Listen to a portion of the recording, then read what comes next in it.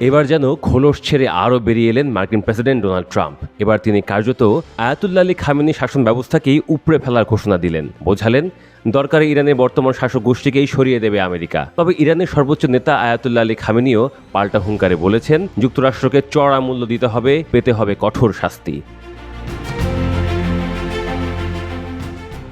যুক্তরাষ্ট্র ও ইরানের মধ্যে নতুন করে যুদ্ধের ঘণ্টাধ্বনি শোনা যাচ্ছে। মার্কিন প্রেসিডেন্ট ডোনাল্ড ট্রাম্প রবিবার রাতে নিজের সোশ্যাল মিডিয়া ট্রুথ সোশ্যালে এক বিস্ফোরক বার্তায় বলেন, বর্তমান ইরানি শাসন যদি মেক ইরান গ্রেট এগেন করতে না পারে, তাহলে কেন রিজিম চেঞ্জ বা শাসক গোষ্ঠী বদল হবে না? তার এই মন্তব্যের পরপরই মধ্যপ্রাচ্যে উত্তেজনার পারদ চড়ে গেছে।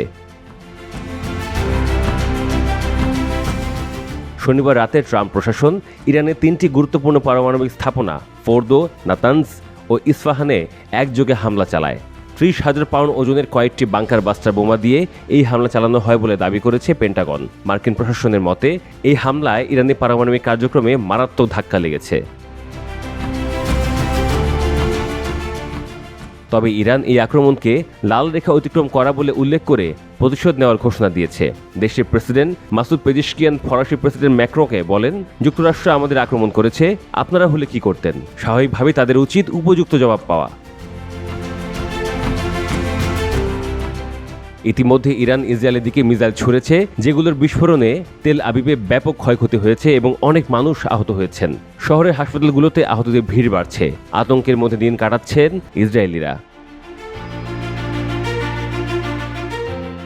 এদিকে মার্কিন ভাইস প্রেসিডেন্ট জেডি ভ্যান্স ও প্রতিরক্ষামন্ত্রী দাবি করেছেন, এই হামলার লক্ষ্য ইরানি শাসন নয়, বরং দেশটির পারমাণবিক কর্মসূচি। তবে ট্রাম্পের সামাজিক যোগাযোগ মাধ্যমে পোস্ট তাদের বক্তব্যকে কার্যত খণ্ডন করে। ট্রাম্প আরও লিখেছেন, ইরানের যে কোনো ধরনের প্রতিশোধ যুক্তরাষ্ট্রে এমন শক্তি দিয়ে জবাব পাবে যা শনিবার রাতে দেখা ঘটনাগুলোকেও ম্লান করে দেবে। তার এই মন্তব্য বিশ্বজুড়ে উদ্বেগের সৃষ্টি করেছে। ওয়াশিংটনের ডেমোক্র্যাট ও কিছু রিপাবলিকান নেতারা এই হামলা নিন্দা করেছেন এবং কংগ্রেসের অনুমতি ছাড়া এমন সামরিক পদক্ষেপ নেওয়াকে আইন ভঙ্গ বলে আখ্যা দিয়েছেন। বিশ্লেষকরা বলছেন, যদি ইরান যুক্তরাষ্ট্রের বিরুদ্ধে সরাসরি পাল্টা হামলা চালায়, তবে তা পুরো মধ্যপ্রাচ্যে যুদ্ধের রূপ নিতে পারে। আর তাতে গোটা বিশ্ব জ্বালানি বাজার থেকে শুরু করে আন্তর্জাতিক নিরাপত্তা পর্যন্ত মারাত্মকভাবে ক্ষতিগ্রস্ত হতে পারে।